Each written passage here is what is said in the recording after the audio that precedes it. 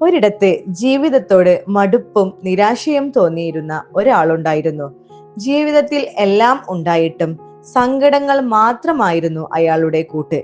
ജീവിതം അയാളെ സംബന്ധിച്ചിടത്തോളം ദുരിതങ്ങളുടെ ഒരു ഘോഷയാത്രയായിരുന്നു.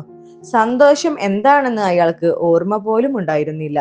ഒരു ദിവസം തന്റെ ദുരിതങ്ങൾക്ക് പരിഹാരം തേടി അയാൾ ഒരു തീർത്ഥയാത്ര തുടങ്ങി. നിരവധി പുണ്യസ്ഥലങ്ങൾ സന്ദർശിച്ചിട്ടും അയാളുടെ പ്രശ്നങ്ങൾക്ക് ഒരു പരിഹാരവും ലഭിച്ചില്ല.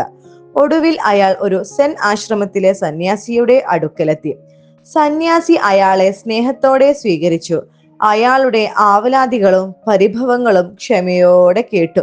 എന്നിട്ട് ഒരു ചോദ്യം ചോദിച്ചു: ഈ മുറിയിൽ ചുവന്ന നിറത്തിലുള്ള എന്തൊക്കെ സാധനങ്ങളുണ്ട്?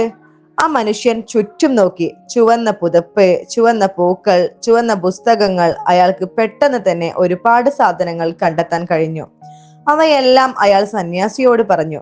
സന്യാസി പുഞ്ചിരിച്ചു. എന്നിട്ട് വീണ്ടും ചോദിച്ചു: ഇനി കണ്ണടച്ച് മുറിയിൽ നീല നിറത്തിലുള്ള എന്തൊക്കെയുണ്ടെന്ന് പറയാമോ? ആ മനുഷ്യൻ ആശയക്കുഴപ്പത്തിലായി. എനിക്ക് കഴിയില്ല ഗുരുവോ, ഞാൻ ചുവന്ന നിറത്തിലുള്ള സാധനങ്ങളിൽ മാത്രമാണ് ശ്രദ്ധിച്ചത്. സന്യാസി പറഞ്ഞു: മകനെ, ജീവിതവും ഇതുപോലെയാണ്. നീ എന്തിൽ ശ്രദ്ധ കേന്ദ്രീകരിക്കുന്നുവോ അത് നിനക്ക് കാണാൻ കഴിയും. നീ ദുരിതങ്ങളിൽ മാത്രം ശ്രദ്ധ കേന്ദ്രീകരിച്ചപ്പോൾ നിനക്ക് സന്തോഷം കാണാൻ കഴിഞ്ഞില്ല.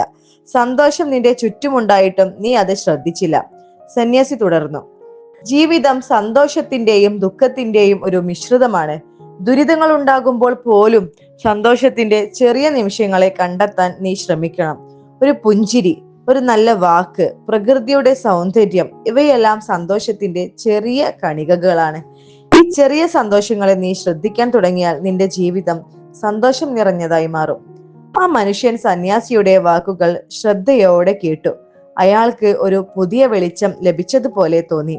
അന്നു മുതൽ അയാൾ ജീവിതത്തിൽ മാത്രം ശ്രദ്ധിക്കാതെ ജീവിതത്തിലെ ചെറിയ സന്തോഷങ്ങളെ കണ്ടെത്താൻ തുടങ്ങി. പതിയെ പതിയെ അയാളുടെ ജീവിതം സന്തോഷം നിറഞ്ഞതായി മാറി.